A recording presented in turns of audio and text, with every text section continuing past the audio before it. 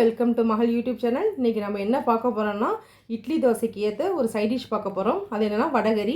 இது வந்து சென்னை ஸ்பெஷலு. வாங்க இதை எப்படி செய்யலான்னு பார்க்கலாம்.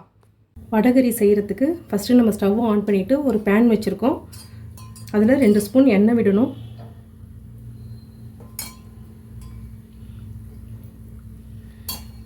இப்போது எண்ணெய் நல்லா சூடாகட்டும். இப்போது எண்ணெய் சூடாகிடுச்சு. இதில் நான் மசாலா ஐட்டங்கள் எடுத்து வச்சுருக்கேன். சரிங்களா?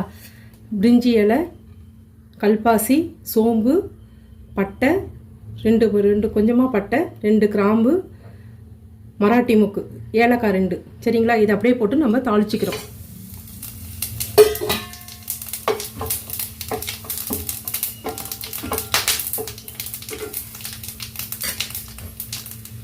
இதில் கருவேப்பிலை சேர்த்துக்கிறோம்.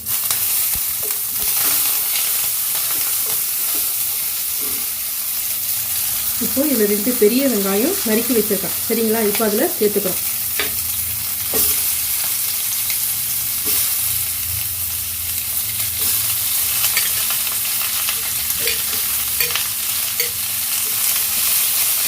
இது நல்லா வதங்கணும். இஞ்சி பேஸ்ட்டு சேர்த்துக்கலாம். பூண்டு பேஸ்ட்டு தனித்தனியாக அரைச்சி வச்சுருக்கேன். அதை போட்டு நல்லா வதக்கிக்கலாம். 3 பச்சை மிளகாய் நறுக்கி வச்சுருக்கேன். அதையும் சேர்த்துக்கலாம். நெக்ஸ்ட்டு கொஞ்சமாக புதினா வச்சுருக்கேன். அதையும் சேர்த்துக்கலாம் வாசனைக்காக.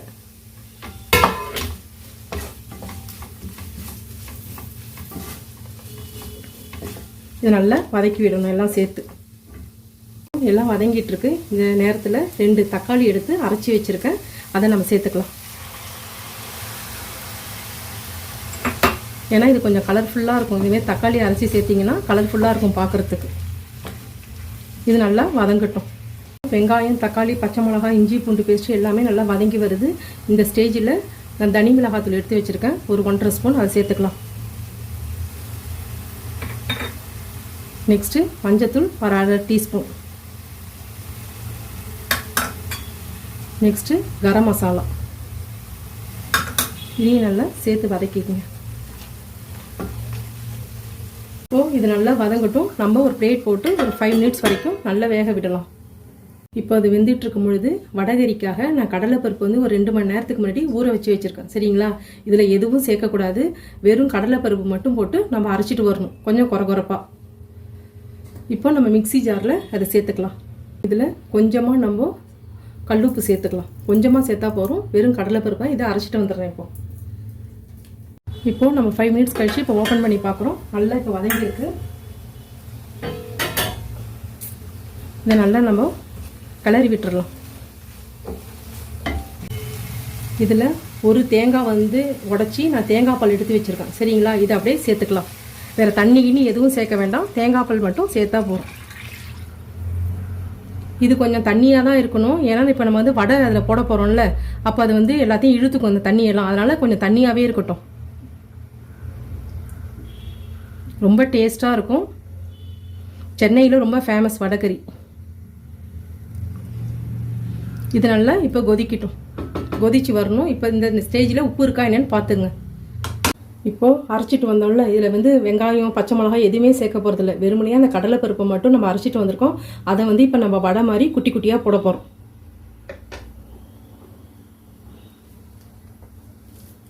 அதுக்கு ஒரு வானல் வச்சாச்சு. அதில் இப்போ எண்ணெய் ஊற்றிட்டு நல்லா எண்ணெய் சூடானதும் நம்ம குட்டி குட்டியாக தான் போட போகிறோம். சரிங்களா? ஏன்னா வேகணும். நம்ம அந்த குழம்புல தான் இப்போ போட போகிறோம்.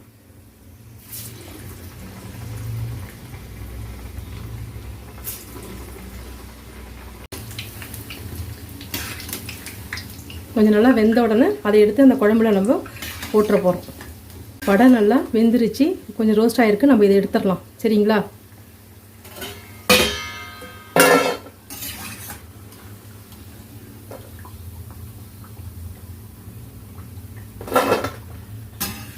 இப்போது நல்லா குழம்பு கொதிச்சு வருது.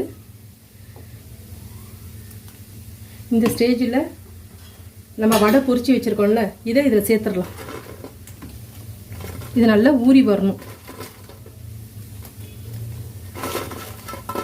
இது இட்லி, தோசை, பூரி, சப்பாத்தி எல்லாத்துக்குமே இதை, இடியாப்பம் எல்லாத்துக்குமே இதை தொட்டுப்பாங்க. சென்னையில் ரொம்ப ரொம்ப ஃபேமஸ் இது. தீபாவளிக்கெலாம் இதான் செய்வாங்க. மல்லி தழை வச்சுருக்கேன், இதை அப்படியே நம்ம தூவிடலாம்.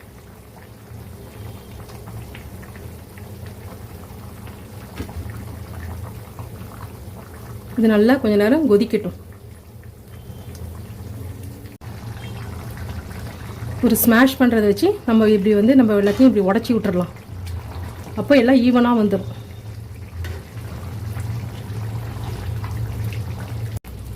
இப்போது அவ்வளோதான், சரிங்களா? இப்போ எல்லாமே இதாகிடுச்சு, ஈவன் ஆகிடுச்சு பாருங்கள். அவ்வளோதான். இப்போ ஸ்டவ்வை ஆஃப் பண்ணிடலாம். இப்போது நம்ம வடகரி செஞ்சாச்சு. இதை வந்து இப்போ நம்ம தோசையோடு சாப்பிட போகிறோம். இதை இட்லி, இடியாப்பம் எல்லாத்துக்குமே சைட் டிஷ்ஷாக சாப்பிட்லாம். இது உங்களுக்கு பிடிச்சிருந்தா வீட்டில் நீங்கள் ட்ரை பண்ணி பாருங்கள். பிடிச்சிருந்தா லைக் பண்ணுங்கள், ஷேர் பண்ணுங்கள், சப்ஸ்கிரைப் பண்ணுங்கள், கமெண்ட் பண்ணுங்கள். தேங்க்யூ.